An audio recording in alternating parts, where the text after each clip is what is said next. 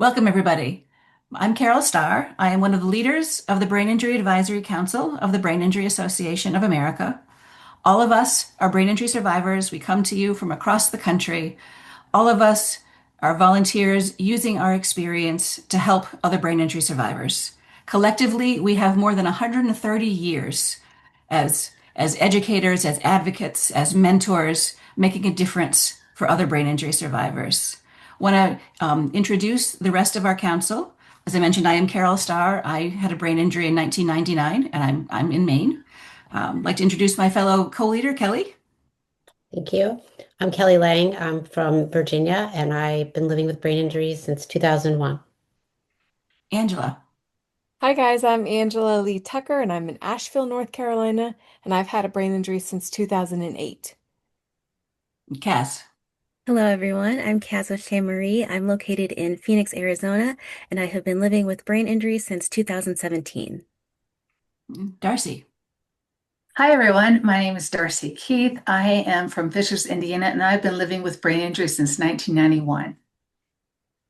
Josh.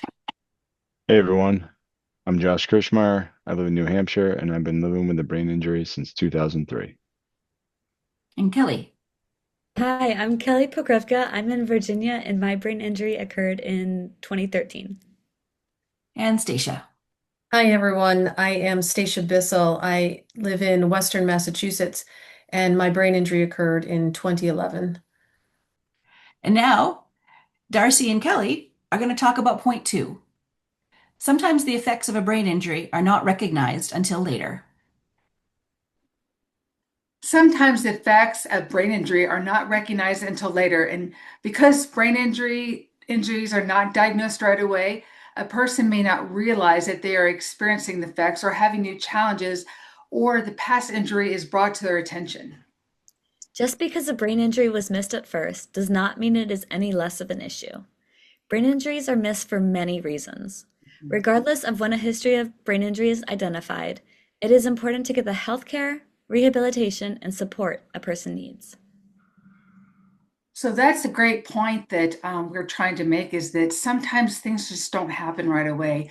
For me, my injury occurred, and it wasn't until 2 years later that I experienced vertigo, and it was brought on by stress and lack of sleep. So there were a myriad of factors that came together that caused the additional symptom or additional problem that I had. So sometimes these can come later on in life. And in addition, another one that came later on in life was the sleep disturbances. So I used to not wake up for things like lightning and thunder or my husband snoring. But then later, they just came out, and all of a sudden I'm hearing things. I'm more sensitive to light, to sound, that it just kind of overwhelmed me a little bit. So some of these things do come on later in life. And I don't know, Kellie, have you experienced anything like that too? Oh, yeah, absolutely. And I mean, the classic situation is if you have a bad accident, you may go to the hospital and they're immediately targeting, like, oh, you have a broken arm. We can see that so clearly. And it tends to be if you don't have a brain bleed, it's pretty unlikely that they will be able to give you a definitive answer. And even if you have a definitive answer, about this brain injury, they have no idea how, like difficult it'll be, how long the effects will last. I expected mine to, be up and done in a week, and it's been 11 years, and I still have not had a minute where I'm not in very disabling pain and nausea, cognitive symptoms. I also had a lot of mood and behavioral changes that showed up later.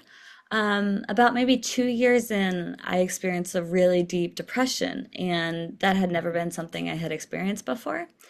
And I felt so guilty about being depressed because I was like, I'm in this situation and I'm allowed to live with my parents. They take care of me. Um, and I felt so guilty without realizing this is just another brain injury symptom. There's nothing more morally wrong with this than my dizziness or, my insomnia.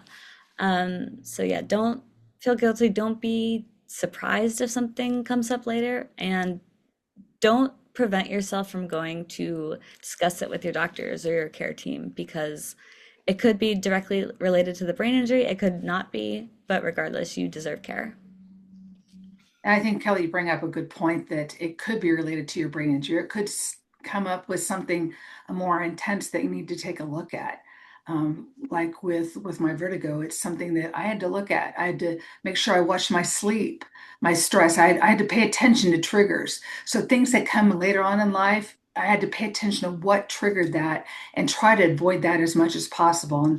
And with sleep, that is so important to those of us who experience brain injury that it's just being cognizant or being aware, just being aware of things that may trigger. And because of neuroplasticity, your brain changes. And some of those changes could be very positive later on in life, but it also, when those changes are done, can trigger something else.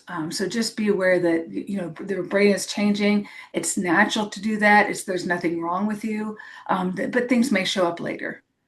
Exactly. I also feel like a lot of my early brain injury symptoms sort of prevented me from seeing the other brain injury symptoms I was having. I was so nauseated and so sleepy that I don't think I realized some of the cognitive issues or the memory issues that I was experiencing because I simply just didn't have the energy to notice them or call them out. And I, attributed them. Of course, like I can't remember certain things because I am so fatigued right now. And then once some of those symptoms improved, I was able to see, oh, I do have these symptoms and I should look for options on how I can better treat them and, better move on, and make progress with different aspects that I wasn't able to notice earlier. I think, like Kelly had said, some identifying these things and finding treatments will definitely help you in the long run, especially when things come later. So that way, there may not be issues from that that you would experience. So I think yes, treating the what comes later in life, it's not going to be diagnosed right away. But what you're feeling though is valid. So have that checked out because don't just ignore it or think it'll go away. Just still have it checked out. So, Kelly, I don't know if you have any final thoughts on that. I don't think so. I think that's pretty good. And again, every single person's experience is so vastly different. So don't underplay things. Feel free to bring up any concerns with loved ones, your care team.